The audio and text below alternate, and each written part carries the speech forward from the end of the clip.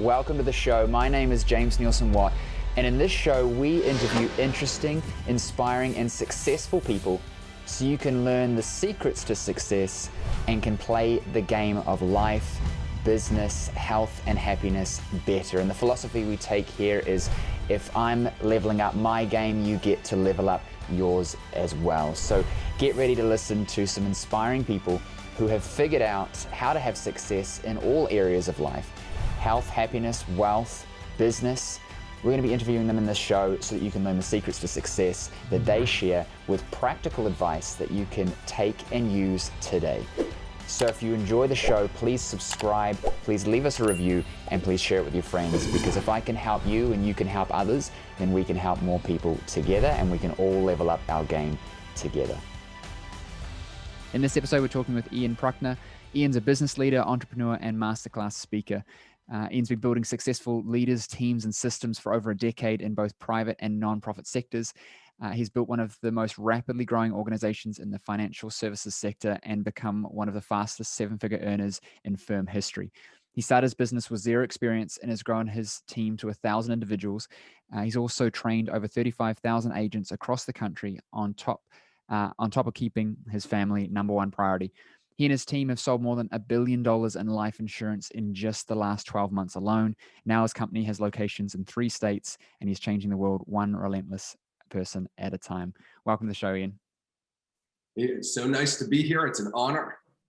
Yeah, super excited to have you. I'm interested to talk more about what you're doing and how you kind of got to this point. Like, it's never this just straightforward journey. Oh, you did some stuff, got some results. And maybe it feels like that to you. And I've definitely said that to people before and they've gone, nah, dude, it was. But I'd love to know, what your story is and what you're working on at the moment. Yeah, for sure. Well, it definitely wasn't a straight line up. That's for sure. I had a lot to learn, mostly because I didn't know. I was 22 when I started in business. I started in business by accident, really. I was in the ministry as a music director. I'd never been in sales, didn't know anything about business or money and finance, only that I didn't have enough money left at the end of every month, right?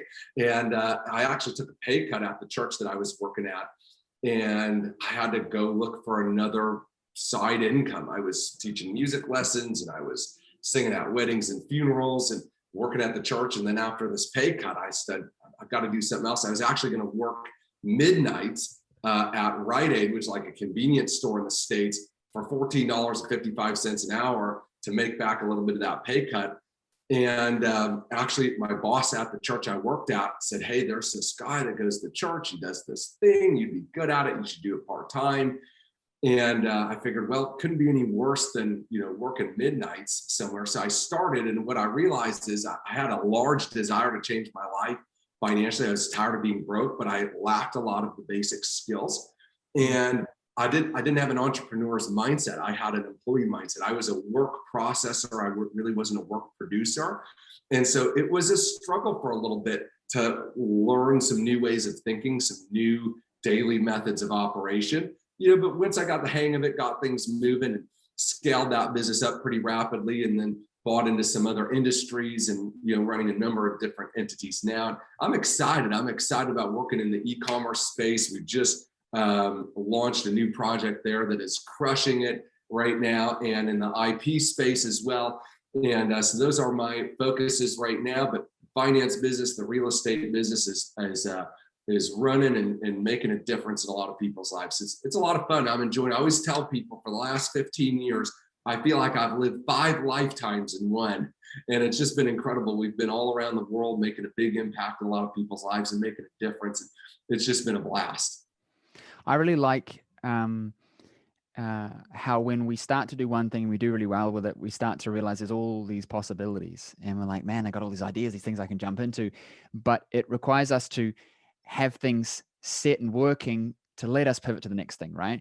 So tell us, like, if you obviously built a successful business and then you started pivoting, what allowed you to pivot into doing other things? And what I'm fishing for here is teams and leadership, because that's something that I definitely am working on at the moment. I know that a lot of others are.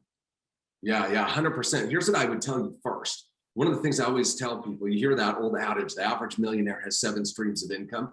I think that's probably the biggest lie being perpetuated out there in the business world. They may have 7 streams of income. I have 7 streams of income, but they don't get there with 7 streams of income. They tend to get there with 1 stream of income that they scale and automate. That's the prerequisite. Before you start diversifying, you've got to scale income 1, and then you've got to automate it. You've got to grow it and really become an expert in that field and learn that business inside and out so that you can automate. And automate basically comes from 2 places. It comes from technology or people. In my businesses, it's people, it's leadership, it's building layers of leaders who can run that organization, who can manage the culture of the organization, who can perpetuate its growth without your constant management.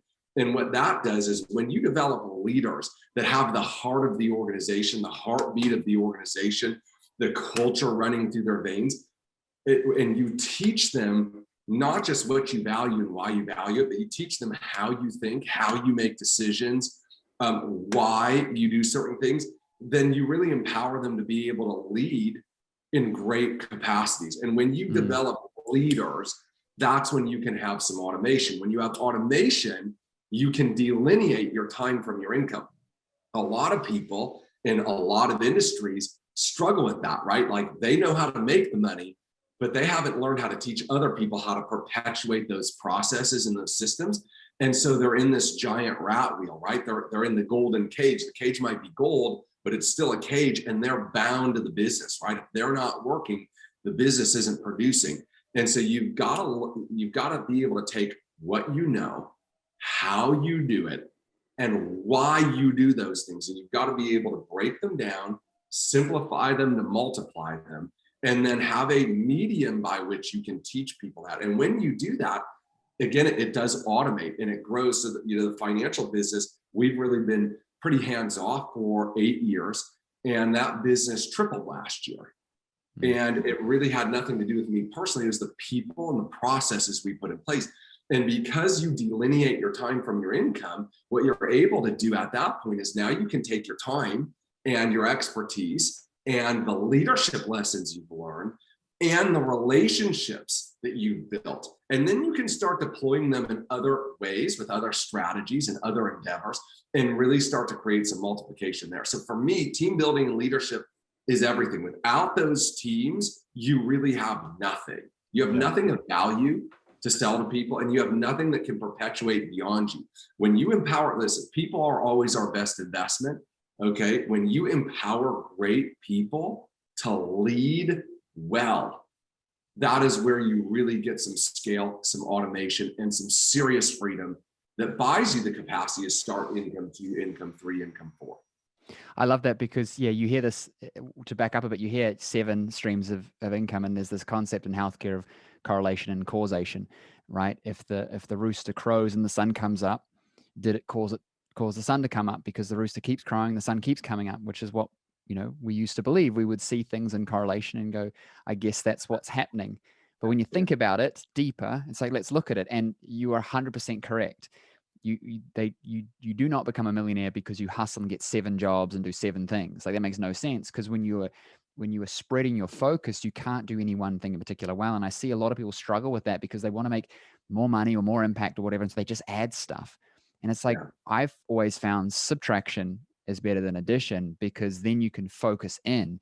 But when we don't know what to do because we don't have mentors or guides or anything like that, we just think, well, I'll add another shiny object and hopefully that'll get me there and that'll get me there.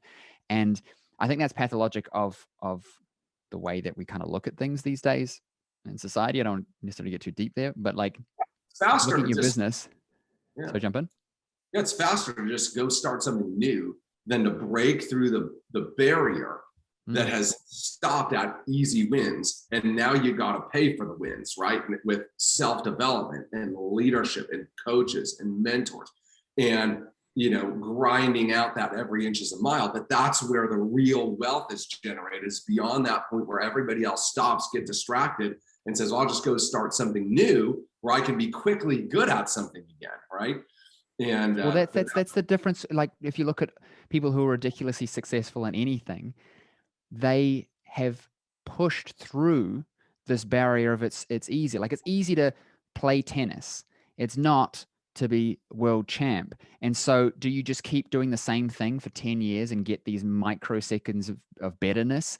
Or do you just give up and go to another sport and so you can have this quick reward? And I think that people do that with everything. And I think that's the like, people are disassociated from reality in terms of what it takes to be wealthy, rich, successful. Like I've been seeing a lot of stuff online. Bezos bought himself a yacht. You've probably seen it somewhere, right? Yeah. Everyone's crapping on him. And I'm like, okay, sure. Like ignoring whatever is happening in particular things that may or not be good or what. Looking at people who are successful, I think that we miss so much. And that is that most of us give up far too quickly and look for short wins. We look for short wins in how we do everything, relationships, happiness, business, and it's super apparent in business. And people wonder why they can't get to that next level because it's hard. You stop getting easy wins, like you said, and you start paying for wins. And I like that. Paying for wins. Yeah. And that's, I mean, for me, like I was that guy that was the jack of all trades and the master of none prior to being in business. And sooner or later, we've got to plant our flag and we've got to draw a line in the sand and say, this is where I'm going to stay and fight. And I'm going to get out of this what I came here for. And even if that costs me temporary sacrifice, even if it costs me convenience and comfort, I've got to get to where this is going to take me when I become great. And, you know, the masters play in the nuances, right? The master know when you have a master pianist listening to a song, there's an appreciation they have for the skill and the technique. And to a novice, it sounds like great piano music, right? And a lot of people are novices in business, but want master results and master outcomes. And that creates a lot of frustration, which causes people to get dissatisfied and look for those easy wins instead of those hard fought victories. But the hard fought victories, those are the ones that really change the game for you. They're the ones that not only have the best outcome at the end, but they're the ones that are most rewarding because it costs you something. Like you decided that I'm not going to do what I always do and give up and go to the next thing that I think I can be good at. I'm going to buckle down here and I'm going to push through and go to a place where very few people go. But because I went there, I deserve the reward that very few people get. And that is a mentality of a champion. A champion, Coach John Wooden said this, at the pinnacle of his pyramid of success is the love of the hard battle. And I just love that, James, that the idea of the love of the hard battle, because in every entrepreneur's journey, there comes a point where you're going to battle against yourself and your desire for comfort and complacency, especially when you start to scale, right? When you start making more money than you ever thought you could make, and you start getting some systems and some people in place, and the money is coming easier and faster than it ever came before. It's easy to want to settle. It's so tempting to want to take your foot off the gas. And that's the hard battle. The hard battle is when you go and you fight to become great, because that's what you were born to be, is great. You weren't born to be average or mediocre or good or even better than most, right? You were born to do something great. And that hard battle is in making those decisions to fight through, even when you no longer need to, even when other people would tell you they think you're crazy. Why don't you chill a little bit? You're already winning. That's the hard battle. And it's the love of the hard battle that is the capstone of greatness, according to John Wooden. I just love that idea. I do too, because it's the growth that starts to happen in you as a person as well along the way. And I think that especially when we've got people around us who don't understand success or at the level that we're playing at, and we're speaking to our friends and our family, and they'll often say and see things and say, you know, things are going well, like, why don't you just take it easy? Why don't you chill? And that starts to now frustrate me, because I'm like, I'm not doing this because of the same reason that you think I am, or even the reasons that I was before. I'm doing it because of the growth that I have, who I become, the challenges. And I definitely take what Tony Robbins says to heart around, you're growing or you're dying. And it's because for me, it's like, it's just a slow death over time, because I'm not progressing, and I'm, and so when you're thinking about this, I liken it to this concept of what got you here is not going to get you there. And I think that a lot of people don't get that. Like, what you've been doing has got you here, and you can keep getting to this level in a bunch of different things. And so people find to get to the next level is hard, So then they just do more of this thing because it's what they can do to get to here. But the real happiness, fulfillment, success, achievement is on the other side of hard and continuing to push. What's your advice for people who get to that point where I'm doing things, I've got to this point and it was quick and it was easy and it was working well, and now it's giving me less reward and I don't know what to do to change because I can't see the forest through the trees? Yeah. So you don't know what you don't know, but somebody else knows. Okay. And so if you knew what to do, you'd probably already have done it, right? Okay. We do it already. And so it is that idea that the thinking and the belief systems that have gotten us where we are will keep us where we are. If we do not change how we think and what we believe, okay, eventually we will end up right back where we are now. We've got to change those things. And the problem with self-deception is that we're the one that's deceived and we don't know that, right? And we think we should be able to get different results by doing the same things, even though when we verbalize it, it doesn't make a lot of sense. And so you need to have somebody, a mentor, a coach, a group, somebody who can see clearly, because it's really just a lack of clarity, clearly where you're going and what the next steps are to get there, what needs to change. Because many times we're so emotionally involved in that, we put so much of our blood, our sweat, our tears in it, we become emotionally addicted to who we are now and our thinking and the belief systems, our habits, our behaviors. And it's hard for us to walk away from those things because we just can't see beyond them.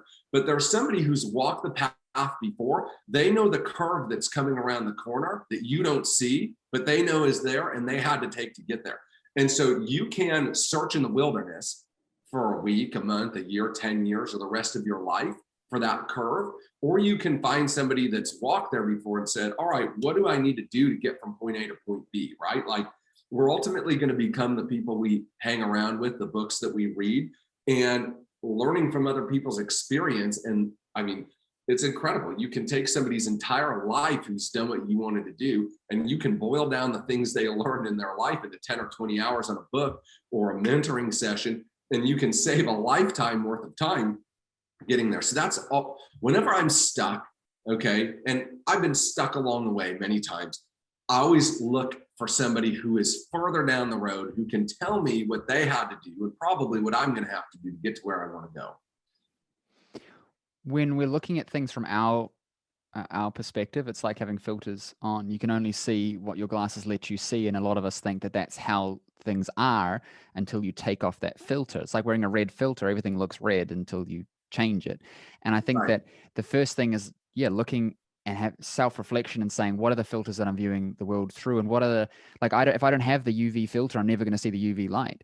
So I need to go out there and have discussions and be mentored and find out what other filters are there. Because if you've never heard of UV light, you've never heard of a UV filter, how do you know that that's not what you need to actually see the next path? Like this is a weird analogy, right? But like bees and stuff, when they look at a flower, we see a yellow flower, they see these arrows that point into the center because the plants know that, whether they know that they want people like us to go and actually plant them. So there's lots of plants, and then they want the bees to actually go in there and get the thing. It's worked out that way. And I think that it's the same thing with success and mentoring is you don't know what you don't know. So let me ask you this then. Why is it not just about, another strategy, another tactic? Maybe there's another way of marketing or another way of selling or another person that I can throw at a problem. Why is it not just about that? Yeah, just letting you know your video dropped out a little bit. I don't know what happened there. Many times, it's not about something new. It's about doing what we already know with another level of commitment, another level of focus, another level of drive, right? Sometimes it's not something new. Sometimes it's something old, done more. So I talk about a formula. Let me see here. Sorry about this, James. I don't know what happened. My camera is live. It looks like it's live. Awesome. We're back. So you're talking about commitment to more of the stuff that we already know is working, and just doing it from a better mindset, right? You got to do it from this place of like I teach in a book that I wrote, in a success equation almost, okay? And it's amplitude times precision times time equals results. And so on Amplitude is, how big are you doing something? If you're running 3 appointments a week, even though you might be highly skilled, which would be your precision, and you've done it for 10 years, which is enough time to have gotten some compounding, you're simply not running enough volume through your system to get to maybe where you want to go.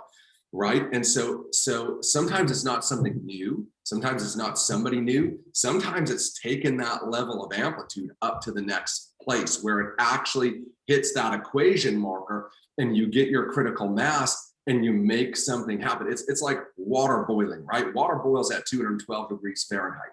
At 211, all you have is hot water. At 212, you run a steam engine.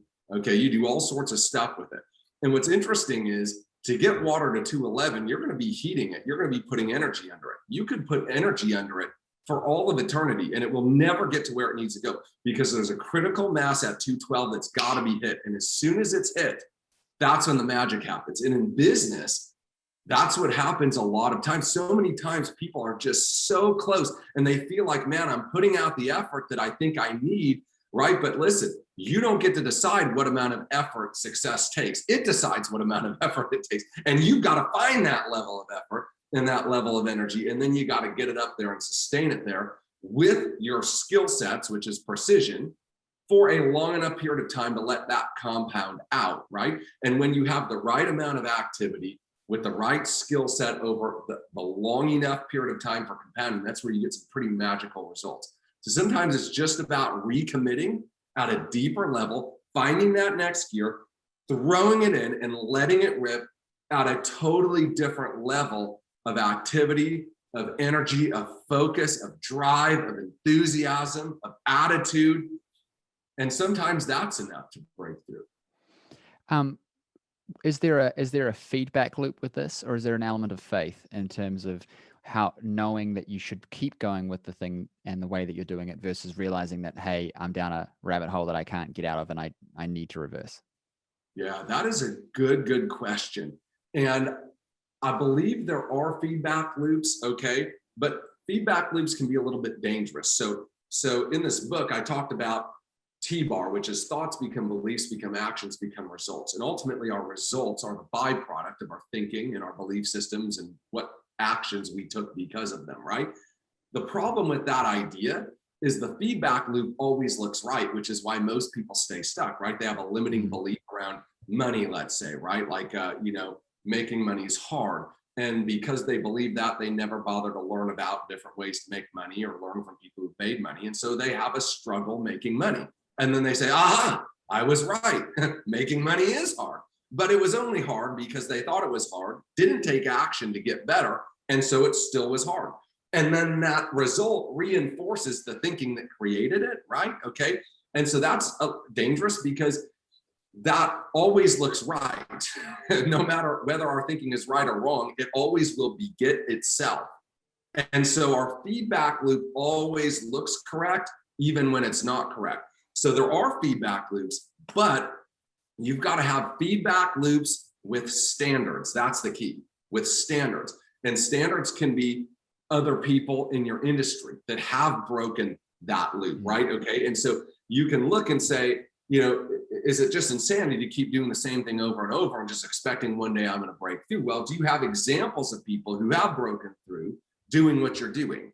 Okay. What is their feedback on that idea? And if there is a potential to do that, then let's make some tweaks and go back at it, right? The problem with it is if you don't have a standard and you're only judging yourself by yourself, you always look to be right. And that doesn't give you very much information. You need an outside source to be able to say, hey, listen, what you are doing is right. You just need a little bit more time, or you just need a little bit more skill, or you just need a little bit more effort.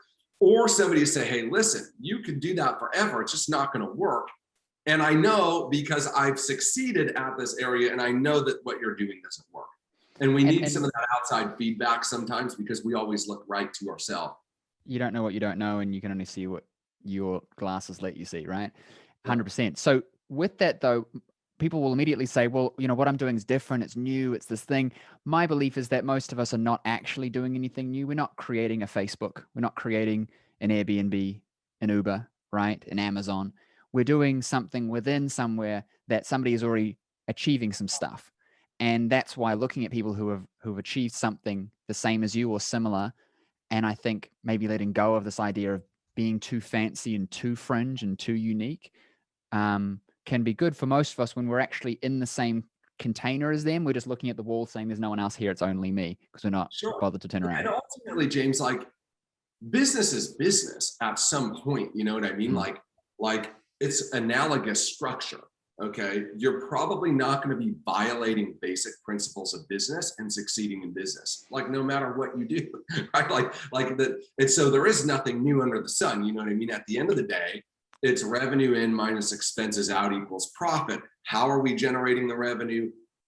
What is our expense base? Those things are different, right? But no matter what you're doing that looks new, it is analogous in some way to some model or some idea that's already there. And so even if it is cutting edge and new, there's still structures. Like think about Facebook. Facebook is a giant community. So it's new. It was new then, right?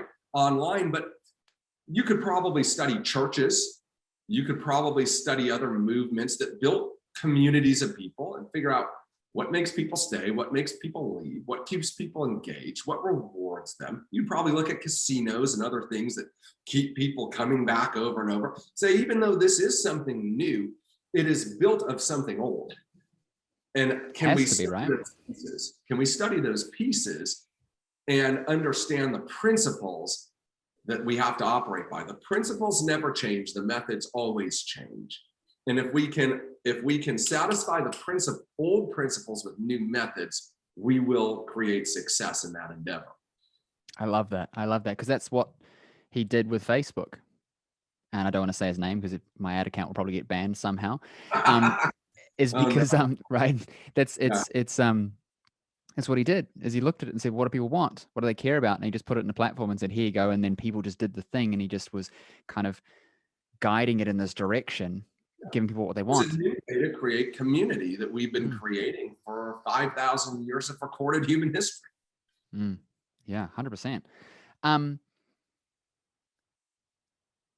When you talked about growing your companies and pushing past that certain friction point, inevitably it comes back to people, right? You can go a certain distance with yourself and you can go quickly, but you can't get to the next level without having people, because it requires collaboration. It requires people to extend beyond yourself. Too many people throw people at problems, I feel. It's like, I don't know how to do this, so I'm just going to get a person and do it. And you're either overpaying for what you really need, if you had created some better systems, or you've got a person there who's now just trying to figure it out and they don't necessarily know, and it's never really going to work. What's your advice for someone who's feeling that friction, feeling like they need to build a team, but isn't knowing necessarily where to start, or has brought in some people and it's kind of like they're the wrong people and I'm just kind of throwing people at problems and I'm realizing that that's what I'm doing? Yeah. Hire for culture and train for skill 100% of the time, right? So you need to have people that fit your organization that can carry that heartbeat, because ultimately, like, do you want people that solve problems and then go away, or do you want leaders who multiply your business and multiply your vision? Okay, people are very, very fluid in the skills they can learn. Like, I've got a guy right now who's sort of my utility player in a number of my businesses. He oversees a couple of different entities, and he didn't know almost any of the things I needed him to know, but he was the right guy because he had a lot of heart and a willingness to learn and a lot of work ethic. And he loved the vision. He loved the vision and the idea. And so I've spent a lot of time and money training him on some of these skills, and he's become extremely valuable to me over that period of time. So hire people for culture, people that can grow with you and go where you want to go. Okay. And then train them for skill. And if you need to have somebody in on a consulting basis, like I need something now, I don't have time to train this, then, you're going to have to pay a consultant, but you better have somebody in there learning from that person, right? So that we can duplicate that on our own, but internally. I'm a big pusher of developing people internally and finding great people and developing them into what I need them to do because of who I need them to be. Does that make sense? I'm looking for who I need them to be first and what I need them to do second. And developing people is always your best return, because they are really, really loyal to you, because they built that with you, and because you empowered them to grow, and because you invested in their life.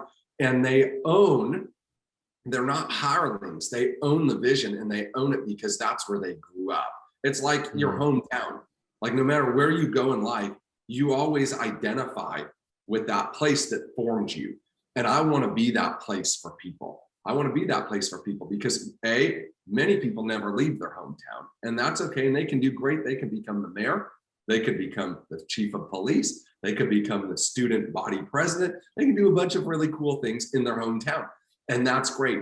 But for the people who leave their hometown and soar, I still want to be a part of that and be a part of their life. And I hope that one day they look back and say, hey, this guy helped me get there. And I think whether they stay or they go and do something beyond that, I think there's a reward in developing those people internally. I think that's powerful. And even just having that perspective is going to make it better and easier in your organization when you are bringing people in, because you're not bringing them in with this scarcity mindset. Because a lot of people worry about, well, if I train them, I spend all this time and effort, and then they leave. And as a mentor once said to me, it's like, well, what if they stay and they're untrained and they're crap? That's more expensive. Yeah.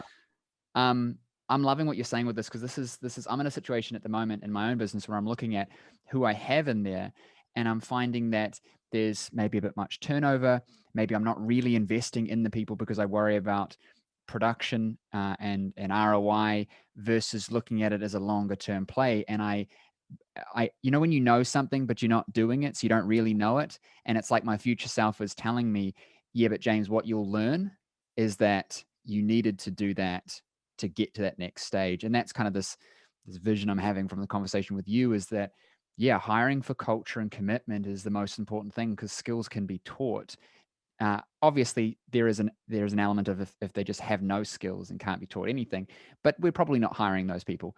It's like, for people that have the aptitude, okay, not necessarily the knowledge base. I could do this with the right training and effort, but I don't necessarily know it now. And that's if you have time to develop that person. If you don't, then you bring in a consultant and you put that person working there with them, and they glean as much as they possibly can from it.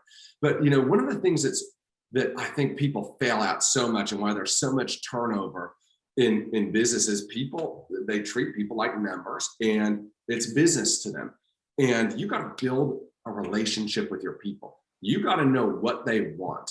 What are their goals, what are their dreams, and you've got to help them see how they can get that with you, right? And when you know what they want, and you know how they're motivated, and you know what they're working towards, and you can clearly articulate, not just articulate, but then match that with your compensation, match that with your company culture. If you can help them figure out what they want, what they need, and show them how they're going to be able to get that working with you and getting to where you want them to be, they'll stay forever. They'll stay forever because people want to go somewhere where they're valued and where people know them and they're treated well, and they're not just like a disposable thing. And sometimes it hurts, sometimes it's an investment, sometimes you get burned, and you put time and effort into people that leave or take your stuff and go somewhere else. And that's just part of the deal, right? But you got to treat people good, and you got to invest in them, and you got to get to know them, and you got to understand what motivates them. And when you do that, you become a leader. Until you do that, you're a boss. And nobody wants a boss. Everybody wants a leader. Somebody that can take them in their life a place they weren't able to get to before. That's what leaders do. This is so good. There's a lot of reflection going on with what you're saying, and I'm loving it. I'm looking at my organization and thinking, yeah, there's some certain areas there that I need to lean more heavily into. There's certain areas that we're doing well, and it's just brought it together for me in ways that I hadn't thought about. I'm conscious of your time. Where can our audience connect with you online? Where can they get a copy of your book? Yeah, so online, you can follow me on Instagram at Ian Prukner. Just beware, there's at any given time like 3 to 10 people catfishing me. So make sure, look through the pile of people that claim to be me and find the guy with the most followers and the most posts. That's me. Okay, so follow me on there. Send me a DM. I'd love to connect with you. However I can help you, that's within the realm of my ability to help you, I'd love to. You can pick up the book on Amazon or Target or Walmart or Barnes & Noble, wherever you get books electronically, I guess, these days. And the book is called Byproduct, Byproduct, Byproduct, like what you got when you mix two things together. And I'd encourage you to get it, to read through it. It is a master class in the human mind and in human motivation, and how to change our thinking and our beliefs. Easier said than done, right? And this book is, how do I do that? How do I change? How do I go from making $27,000 a year to making $27,000 a week to some days making $27,000 an hour?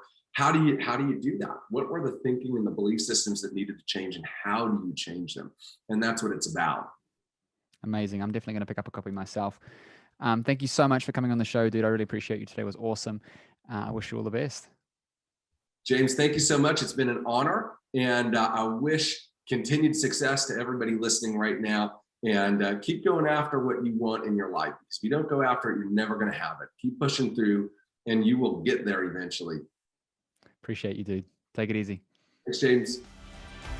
Thank you for listening to today's episode. Everything shared will be in the description of the episode, so you can go and grab that. Now, if you enjoyed the show and you want to listen to more, please subscribe, because every week we're releasing new episodes with inspiring people, successful people, so you can level up your game. So subscribe, and also leave us a review. We'd love to hear feedback about the show and your thoughts and opinions there as well. Now, if you want to have more success, whether it's in your life, whether it's in your business, we run live trainings every single week where you can get access to me to coach you through everything from health, wealth, success, business. We're doing topics on all things that you need to live a better, more inspired and successful life. Live trainings every single week. Just visit jamesnielsenwatt.com/live and you can get access to that. Now, there's also a ton of resources that you get for just listening to the show. All of that will be in the description. So if you are watching this on YouTube, check the description. If you're listening to this episode, check the description. We've got a load of resources there for you to have more success in your life, whether it's relationships, investing, or in business. I'll see you on the next episode. And as always, subscribe, leave a review, and tell your friends, because there's somebody else that needs to be hearing this, and maybe you're their opportunity to help them level up their game.